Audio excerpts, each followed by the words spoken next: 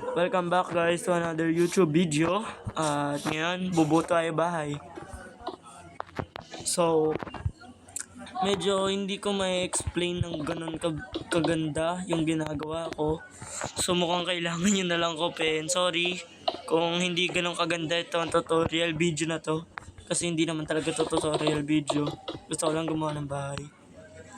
At gusto ko rin mag-upload sa YouTube. Yun lang.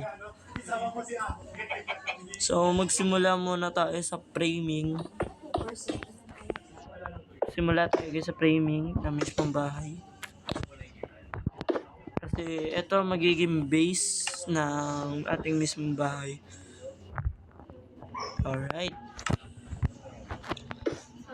So, maglalagay tayo ng stairs dito at maglalagay tayo ng stairs dito. Yan. Yan! Diba, hanep? So, medyo hindi ko gusto paano itsura nito. So, yan o, diba? Design. Pero medyo awkward din to. So, yan. Yan, design yan guys. Design. So, ano gagawin natin dito sa gilid? Hindi ko rin alam. Pero, gagawa tayo ganito. Yan, ganyan kalaki.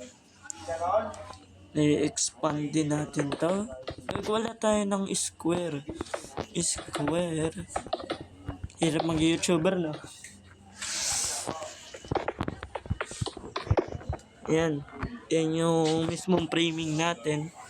Tapos ngayon, tatapatan natin yung door frame na yan. Tapos gagawa din tayo ng isang maliit na arc. Tapos simula dito, gagawa tayo ng yan. Ganyan.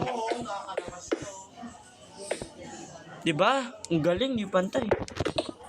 Yan. Tapos siguro para medyo bawasan natin yung depth, gawin natin ng ganyan. Medyo masagwa yung itsura, pero mas gaganda yan pag nagkaroon na ng bricks. Umuulan.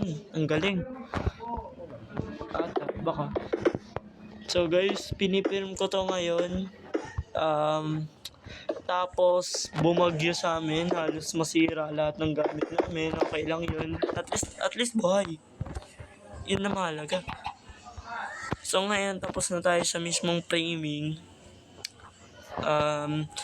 Gagawa na tayo ng yan.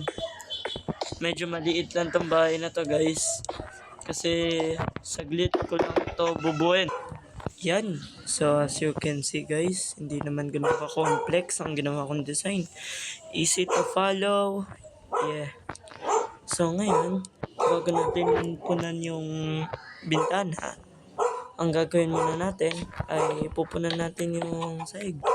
Pero hindi lang ganun ang gagawin natin guys. So medyo boring kung mismo planks lang gagawin natin. So gagawa tayo ng checkerboard pattern na parang ganda. As you can see, easy to build, easy to follow. Yeah, if you mind, subscribe. Kailangan ko talaga ng subscribers, so please subscribe. And yeah, yan. So guys, yun ngayon ang ating sahig. So ang gagawin natin ngayon ay yung sound na yun. Okay, ang gagawin natin ngayon guys ay pupunan natin to ng bintana. Kung nagtataka pala kayo ano ang aking texture pack ay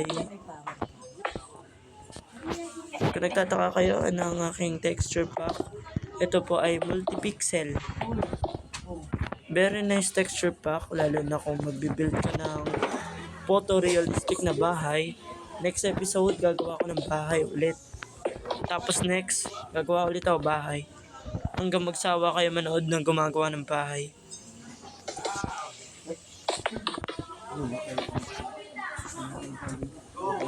Guys, please subscribe. Please subscribe guys. Alam ko pa ulit-ulit ako, pero please mag-subscribe na kayo. Nakakatamad minsan gumawa ng YouTube video kung alam ko naman walang taong manonood sa akin. So please subscribe.